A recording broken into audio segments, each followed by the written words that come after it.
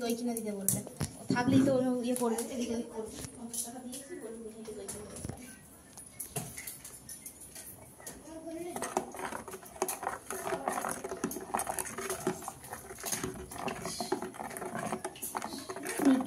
সেজন্য না, কিন্তু হ্যাঁ ওইটাই হচ্ছে কথা, 20 টাকা বেশি দিলে তো সমস্যা, ওই জন্যই আমি বললাম ওই মিঠাই কালকে দই কিনে দিতে বলবো দুটো।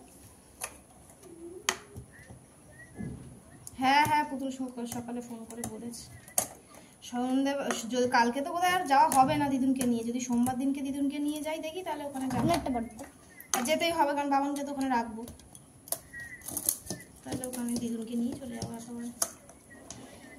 দেখছি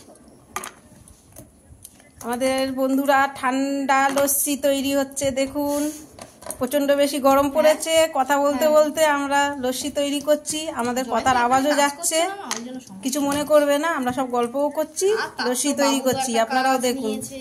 এত গরমের মধ্যে টক দইয়ের লস্যি তৈরি হয়ে গেলে আমি খাবো, আপনারা খাবেন, চলে আসুন।